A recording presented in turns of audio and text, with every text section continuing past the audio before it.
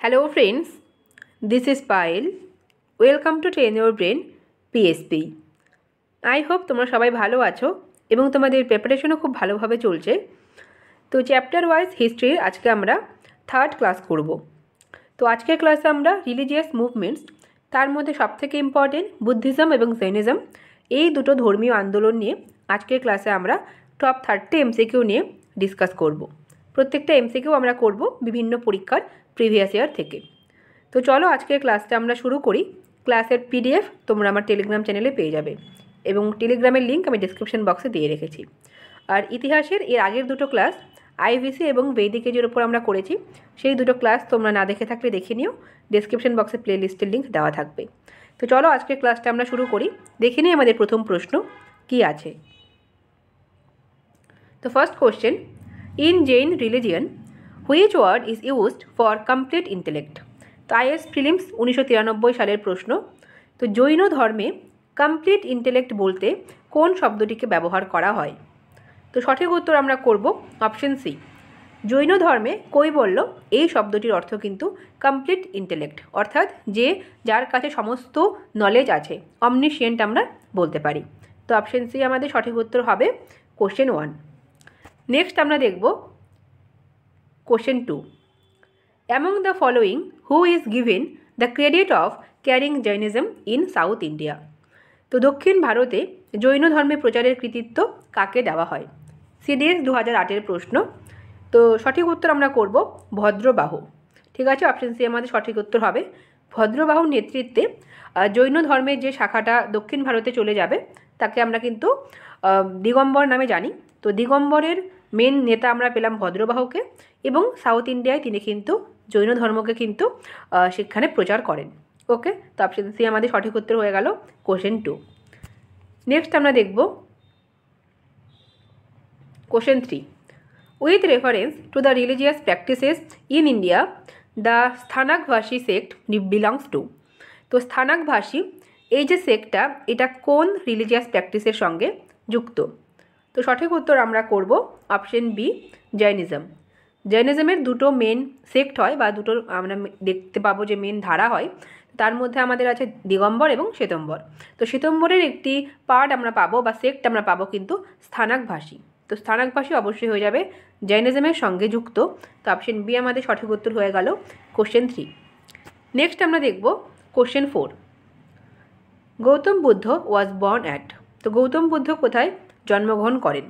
এটা উত্তরপ্রদেশ পিএসসির প্রিলিমস এবং মধ্যপ্রদেশ পিএসসির প্রিলিমসে কিন্তু এসেছিল।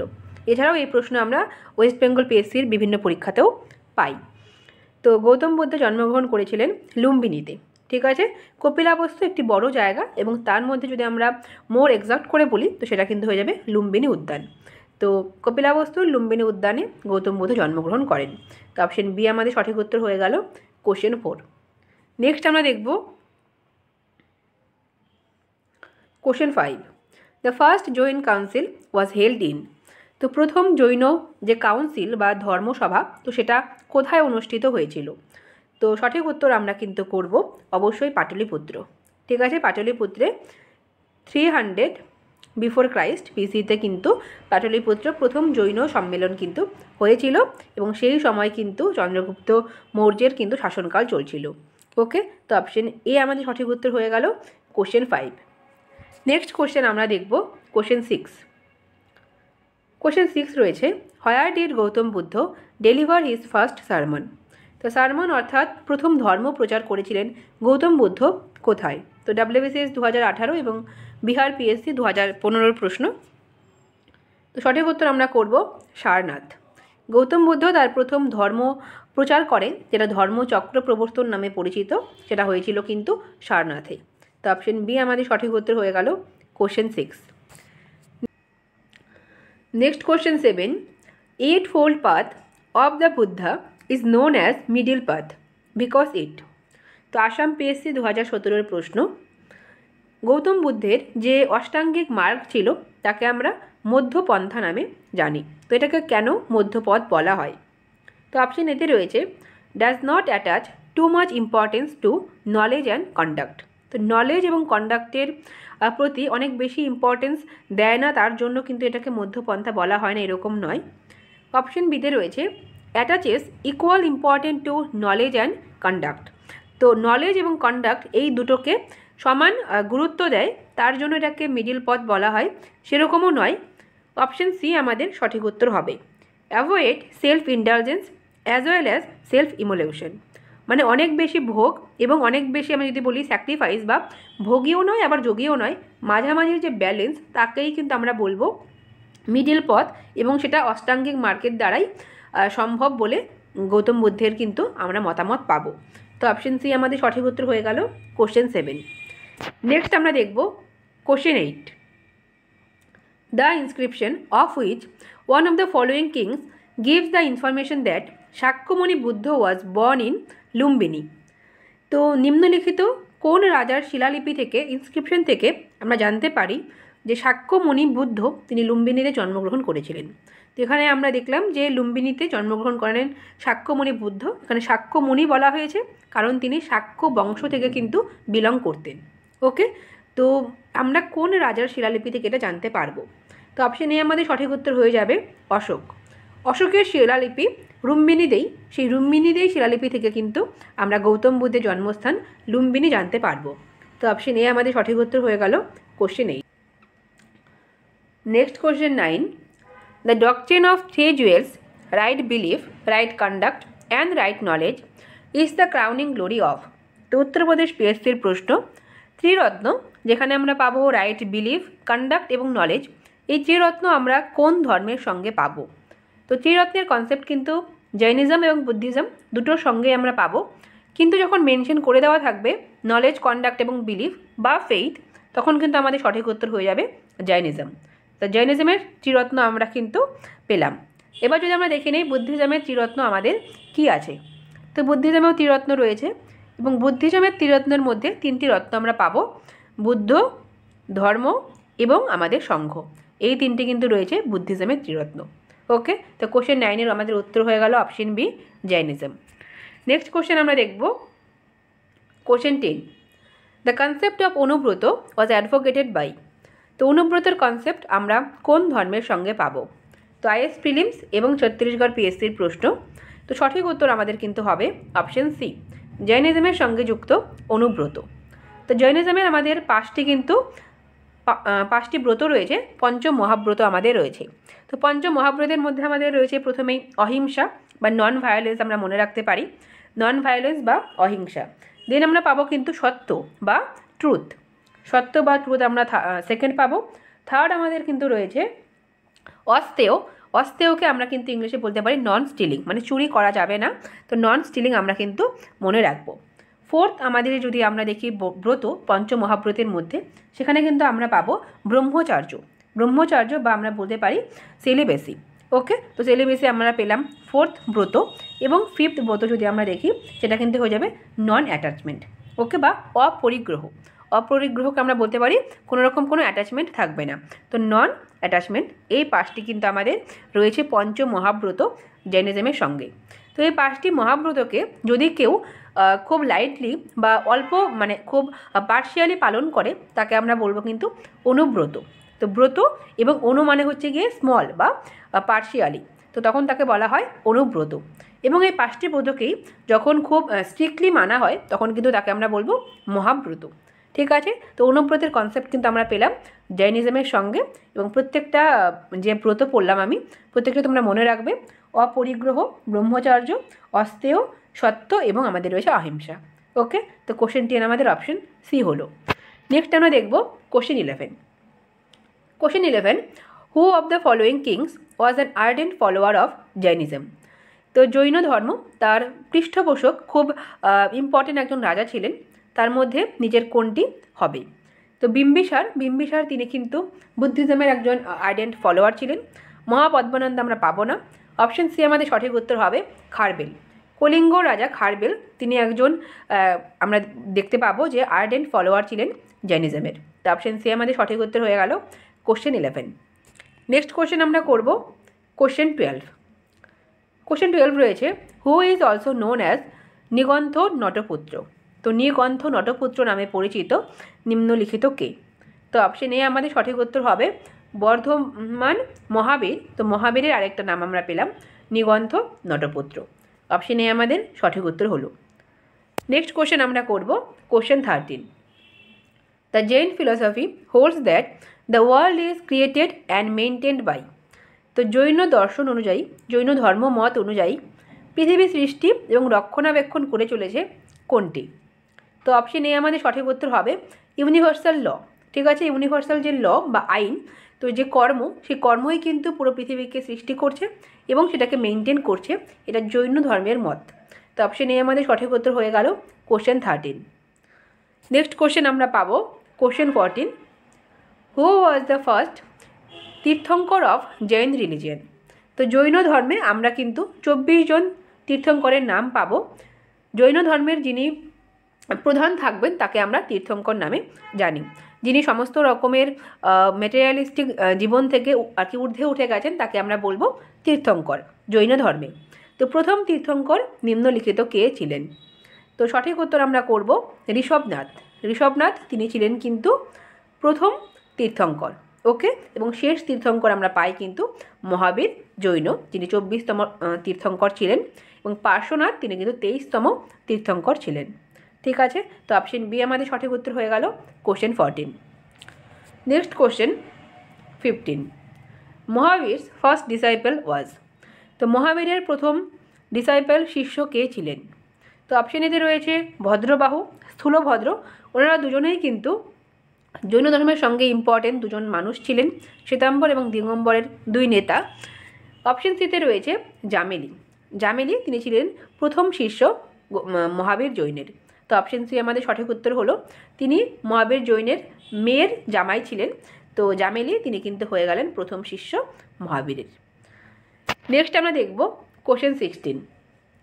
মহাবীর Jain breathed his last at. তো মহাবীর জৈন তিনি শেষ নিঃশ্বাস ত্যাগ করেছিলেন কোথায়? তো অপশন সি আমাদের সঠিক উত্তর হবে পাওয়াপুরীতে তিনি কিন্তু মৃত্যুবরণ করেন। তো অপশন সি আমাদের সঠিক উত্তর হয়ে গেল question 16। Next question 17। Which event of Buddha's life is represented by the wheel with deer in India's art? তো উত্তরপ্রদেশ পিএসসি মেন্স 2002-এর প্রশ্ন।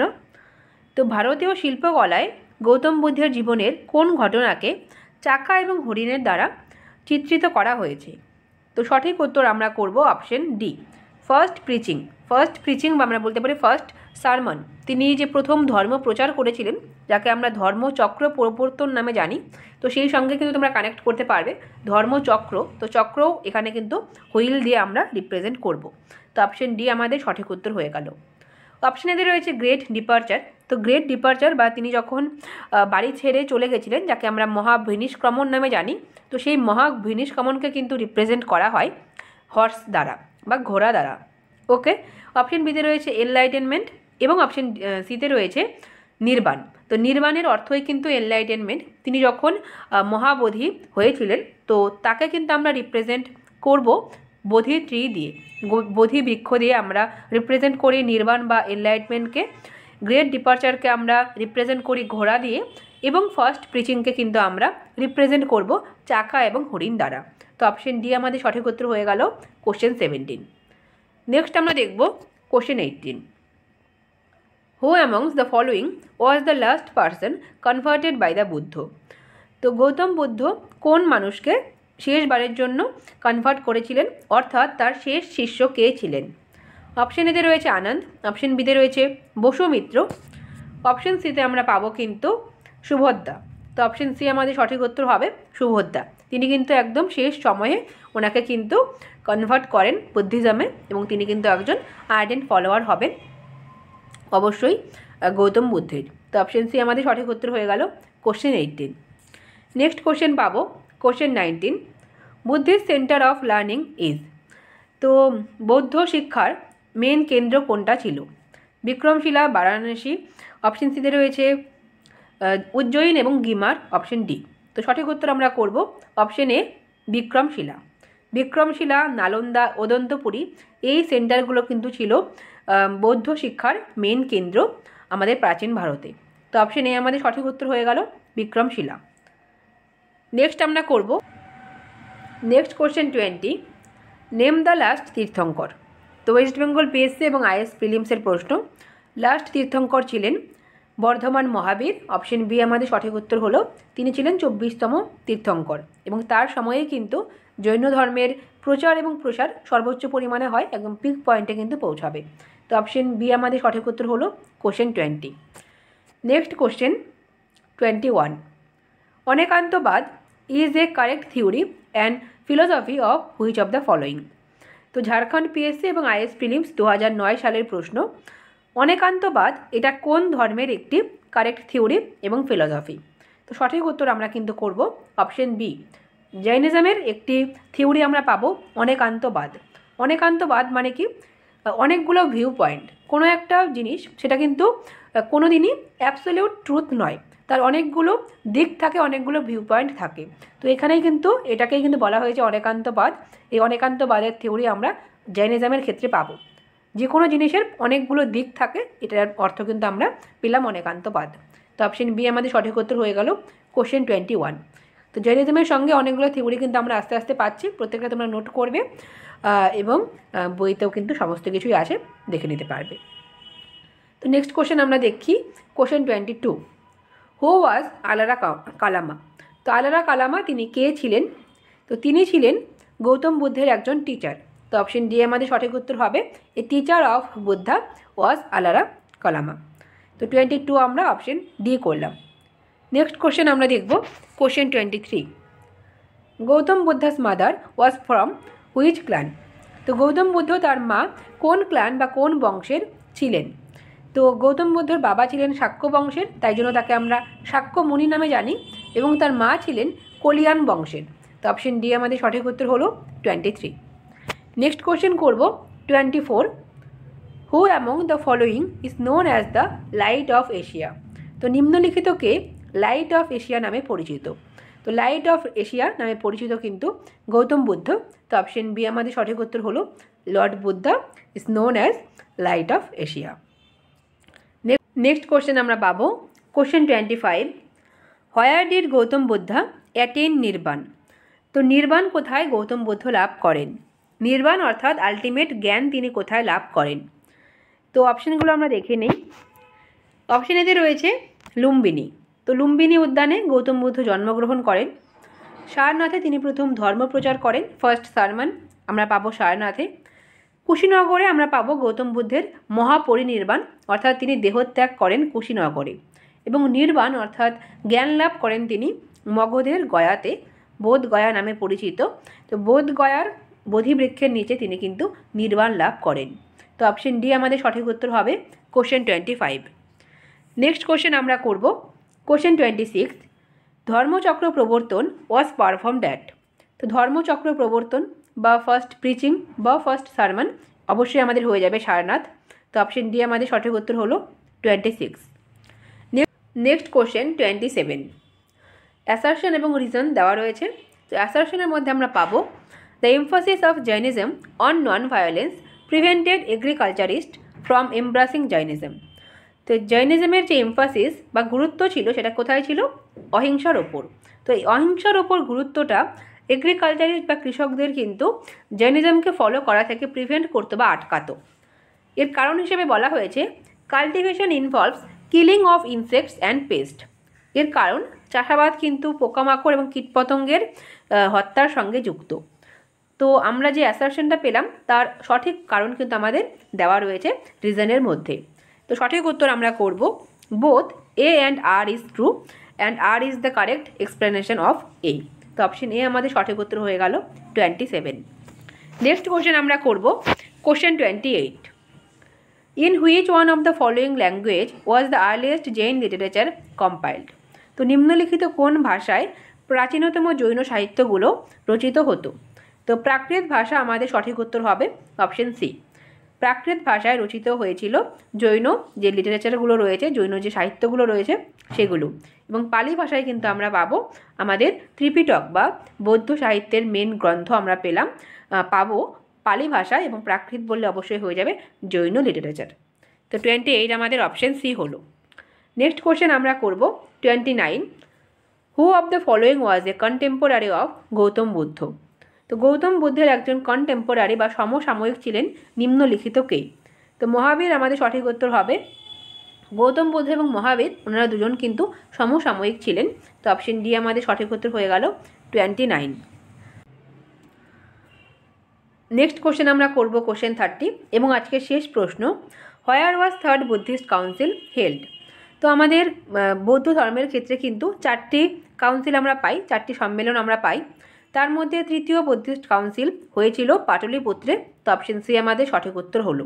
প্রত্যেককে তোমরা মনে রাখবে, ফার্স্ট বুদ্ধিস্ট কাউন্সিল হয়েছিল রাজগৃহে, সেকেন্ড আমরা পাবো বৈশালী, থার্ড হয়ে গেল পাটলিপুত্র এবং ফোর্থ বুদ্ধিস্ট কাউন্সিল হয়েছিল কাশ্মীরে।